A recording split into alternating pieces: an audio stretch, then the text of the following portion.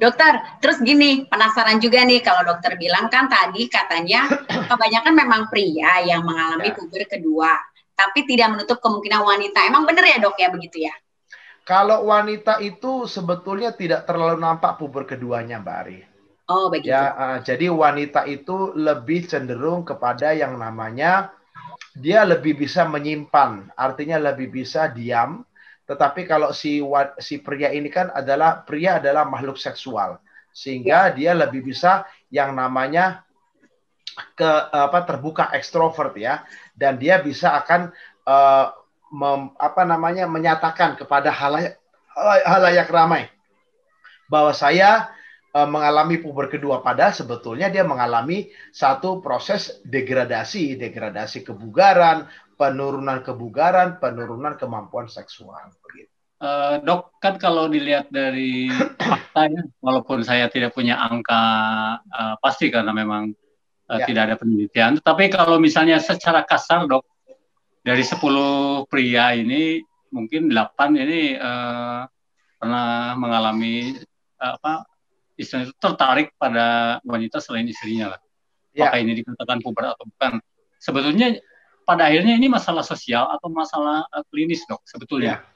Jadi kalau saya katakan sebetulnya dari problem klinis ini menjadi problem sosial, Kang Cecep.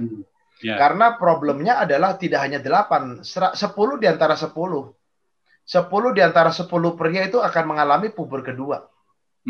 Tetapi bagaimana seorang pria bisa mengatasi dulu puber keduanya? Bagaimana seorang pria bisa memperbaiki aja? Nah, bagaimana kemauan dia aja, Kang Cecep? Nah, persoalannya kan tergantung daripada individu masing-masing pria tersebut, begitu kan? Nah, sehingga akhirnya menjadi problem sosial adalah dikala pria tersebut tidak bisa tahan, ya kan?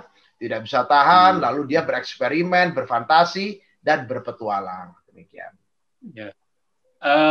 Terus dok kan ini ya istilahnya itu apakah ini bisa dikatakan sebagai gejala kejiwaan laki-laki? Kalau misalnya ini gejala kejiwaan, berarti hampir semua laki-laki ini mempunyai masalah kejiwaan dong dok.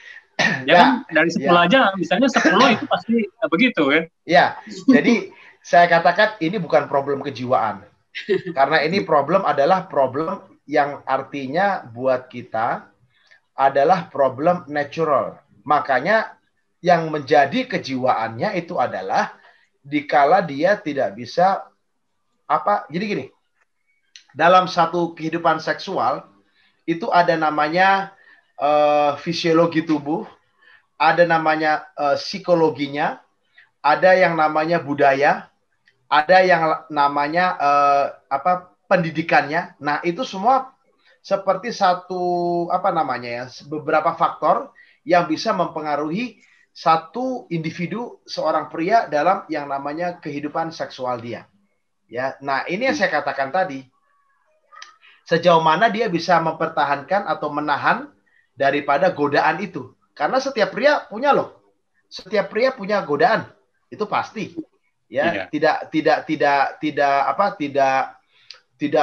setiap pria, enggak, itu salah Kang Cecep. Semua pria, man is a sexual man. 10 di antara 10 pasti punya yang namanya godaan untuk puber kedua. Nah, tetapi kembali Kang Cecep, ada namanya religion, ada namanya budaya, ada namanya pendidikan, ada namanya lingkungan sosialnya, ada namanya kondisi kejiwaan dia, ada namanya hal-hal yang lain lah yang mempengaruhi si individu tersebut. Demikian Kang Cecep. Terima kasih sudah nonton. Jangan lupa like, subscribe, dan share ya.